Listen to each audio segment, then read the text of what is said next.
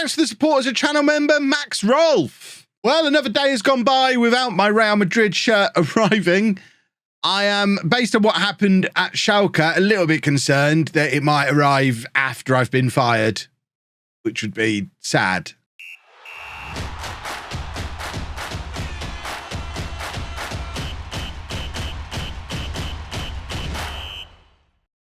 Hello, welcome to Club 5, Part 2 of Non-League to Legend. I'm Kevin. Coming up on today's episode, we play our first two games ever in charge of Real Madrid. We're at home against Alaves and away against Leganes, and it's only now that I remember how difficult I find it to pronounce some of these Spanish teams. It goes all the way back to when I managed Sevilla. I think that was the last... I did Barcelona 6 months ago. I forgot about that. Either way, do I look Spanish to you? I can't do the words sometimes. I apologise now. This isn't a blanket apology to cover the entirety of the rest of the Real Madrid run of this series. I will say stuff wrong. I'm very sorry about it. Let's play a football match. This is the team that we're going to be playing off the back of yesterday's transfers. I'm still not entirely sure how we're going to use this guy going forward because he can play all over the place. I think traditionally he has played for them as a right back. Looking at his goal return, I don't think he's been playing as a striker, but he is supposedly the second best striker at the club. And if we actually look at him as an advanced forward, I know I'm not an attribute guy, but some of you are. And there's not a lot he can't do as an advanced forward. He's 6 foot. He's pretty quick. He's a good finisher. He could play up front. He might end up playing up front, but for now, we're going to keep him in at right back and just see how we get on with the front two of Koulibaly and Vinicius Jr. Fingers crossed it is going to work. Who wants Koulibaly? Borussia Dortmund. They shouldn't be in a position to be able to sign our best player, surely. Surely. So we've got Canizares in goal, a back four of Mikkeltadze, Marina, Mikhailov and Rafalski. Etundi at the base of the midfield, Bell and Carlos Vitor ahead of him, Lopez, then in behind Koulibaly and Vinicius Jr. And we have switched the tactic up a little bit from how we were using it at Norwich. Specifically, we're playing Etundi just as a defensive midfielder on defend, rather than messing around having a playmaker back here. And we're making Lopez our playmaker because he's one of the best players in Spain. So let him do what he's good at in behind the strikers. And with Lopez, Koulibaly and Vitor, and Bell, to be honest, all being creative forces, Vinicius Jr., despite his advancing years, just needs to run around quick, which he's still capable of doing, and finish, which he should be capable of doing as well. We don't need anything fancy from him. Just be there to convert all of the chances that this team should create. That's the plan. This is very much a work in progress team. Obviously, we are not yet the finished article. I don't think this is a squad that is going to be good enough to win the Champions League this year. I don't think this is a squad that's as good as the squad I left behind at Norwich.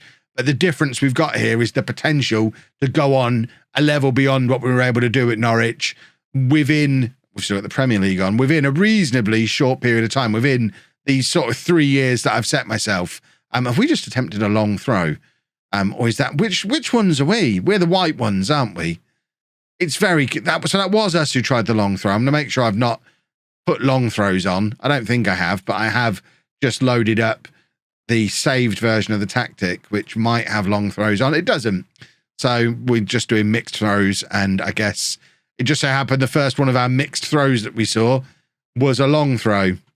Hopefully we don't try that too many more times. But yeah, what I was trying to say is I think this team in fairly short order should be better than the Norwich team, where if we can bring in a striker, Delgado would be the one. I would still love to bring Delgado in. If we can get Delgado through the door, that would be perfect. There is Lopez, and there's Koulibaly drifting out wide, creating the chance. Lopez dancing forward from midfield, putting us 1-0 up to kick things off here. But I think the defence we've strengthened with the goalkeeper and the defenders who come in this summer. I don't think we'll need to sign another defender in the next 3 years, unless Rafalski ends up playing as a striker, and then we might need a right back. But the defence is fine. The midfield has been strengthened as well. We could probably do with a proper box-to-box midfielder. We're playing Bell there at the moment, who really should be competing for those two positions. And maybe a proper defensive midfielder. We'll see how Etundi gets on playing there. So that's potentially a future area to strengthen. And then an out-and-out striker, i.e. Delgado. But Delgado is going to be mega expensive unless Norwich have a real flop of a season, which they're not likely to do with Pep Guardiola in charge. I imagine Norwich will go on and win the Champions League this year just to make me look like a silly bear. But on the off chance Norwich finish 6th and end up not in the Champions League next year, that's going to be our opportunity to go and grab Delgado, and we will definitely take that opportunity up if it presents itself. We just can't be spending 200 million on him, partly because that seems insane, and partly because we don't have 200 million to spend on anybody. So it's just not there as an option. But 1-0 up, we've got to be happy with the start so far. I don't know how good Alaves are, even if I knew how good they are in real life, which I don't. We're obviously 14 years in the future now. So I'm going to have no idea. They could have spent the last 10 years as a top 6 team. We probably should be checking the media predictions for these teams to figure these things out. That might be an idea. Perhaps we'll go and do that. There's one of the new boys, Bell, playing it forward to Vinicius Jr. Our first look at him. He lays it off to Koulibaly. Vitor's charging forward again. And that is a very good finish. I think it might have been given as an offside. But we've seen both Vitor and Lopez bursting into the penalty area. Now, it has been awarded.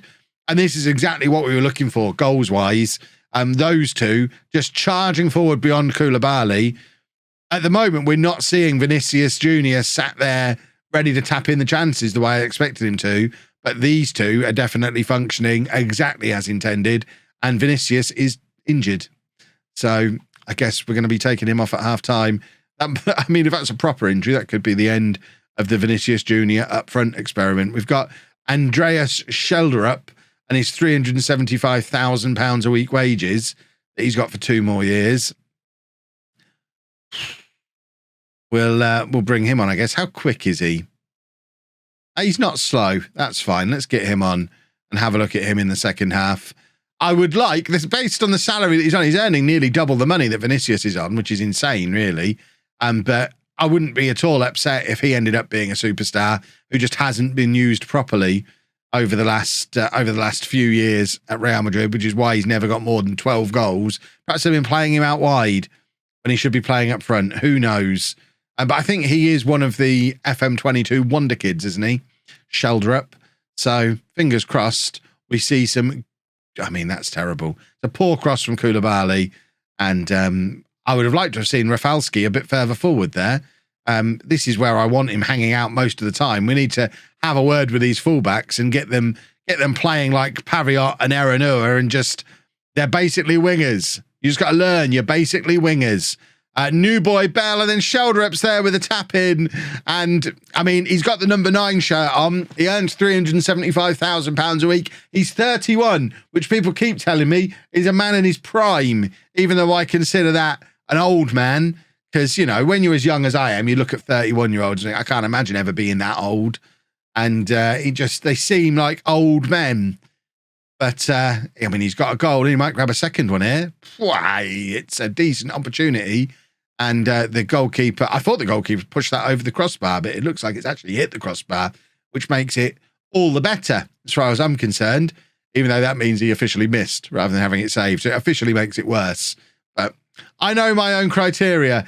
Alaves haven't had a shot on target in this game yet. We've absolutely dominated them, which I guess is only to be expected. Presumably they're not that good a team. Right, let's look at some of these boys we've got on the bench. Nicola Kekon, probably not Kekon, but we'll get him on for Rafalski, who is tiring a little bit. And then we'll also get Mansour on, who can, I mean, he's another option as that striker option for us. He's a little bit younger. He can come on for Koulibaly and see how he gets on alongside Schelderup. But we're going to be doing a lot of trying different players, experimenting with different things, figuring out what works and what doesn't. I think because the Spanish league season starts a little bit later than England, we're not going to get a huge number of league games under our belts before we're in the Champions League. So we need to have things figured out before the Champions League campaign starts. So there is going to be a number of players being tried out in different positions as we figure out what's what. Lopez with the free kick. That time is a good save from the goalkeeper. And I thought the cross had made it back over to Lopez again, but it had been intercepted. And Bell, for example, is somebody we need to have a look at him playing in a more advanced role because that's what we've signed him to do. But He looks like he's slotted in nicely as a box-to-box midfielder today. Janusek style for Norwich. We bring him in as an attacking player. And he spends his entire career as a box-to-box midfielder. If he's good at it, I'm not bothered. I don't mind where they play if they play well.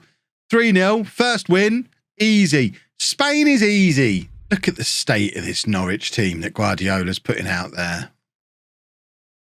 I'm horrified. He's got Bindi as his holding midfielder. Schultz on the left wing, Pedro Luis on the right wing. Why not just bring him in here, stick him up there? What? I mean, here's me playing Vinicius Jr. up front, but still, that offends me greatly. They did win their first game, though, so clearly things are going okay over there. We've, like as promised, made a couple of changes for this game. One of them is forced. Vinicius Jr. not fit to play, so shoulder up will start alongside Koulibaly, and we are going to try Bell further forward, playing as the attacking midfielder, with Felipe Carrera, 25-year-old Spanish central midfielder who came through the youth system. He has played over 250 games for the club. He's going to come in, and we're going to have a look at him in central midfield. So let's get that team submitted, and let's have a look to see how Bell looks as our more attacking option. Leganes are another team that we should beat relatively comfortably.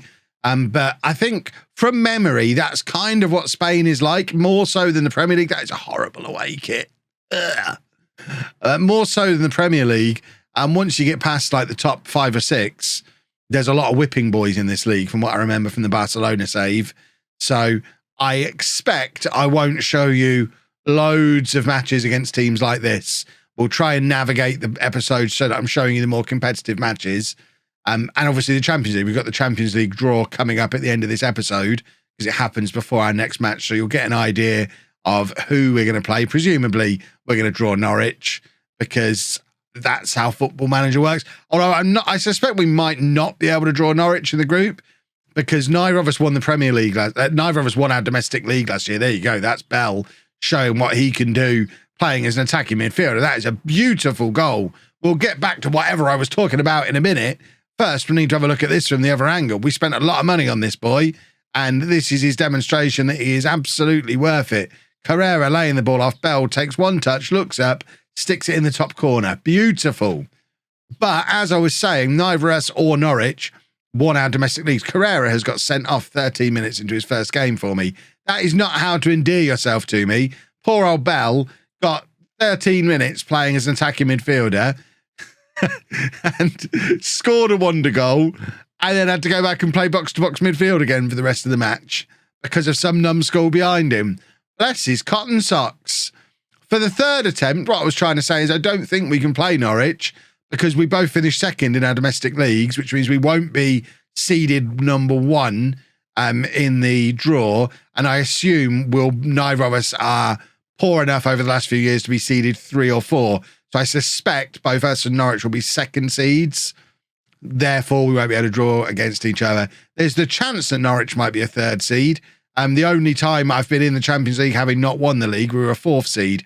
Obviously, we've had 2 semi-finals since then. So I assume that'll be enough to get Arsenal to get Norwich a 2nd seed.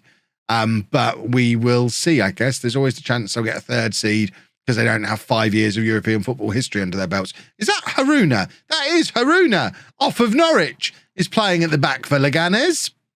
He was a centre-back after all. Who knew? He did. He told me constantly that he was a centre-back, but I always just nodded and said, no, you're a defensive midfielder, young man. Here he is playing in La Liga as a centre-back. Who had the last laugh there? Me, because he's playing for Leganes and they're the Norwich of Spain. That's what I've decided. I don't know if that's true or not. They're certainly not the modern day Norwich of Spain because Norwich are awesome.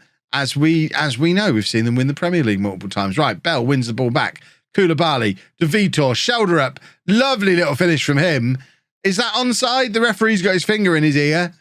I think it's going to be given. It looked onside to me. The commentary is saying it might have been fractionally offside and it's been disallowed. Shows what I know. It was a nice finish. He's looking like a fairly sharp striker so far.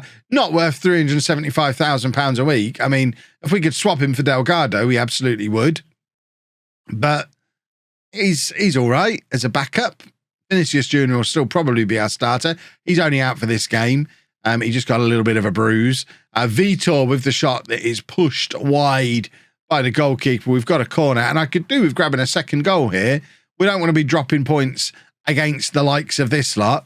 And with us being down to 10 men, there's always the danger that as the game goes on, we will tire and end up doing exactly that, dropping some points. I didn't see Barcelona anywhere near the top of the table there, by the way.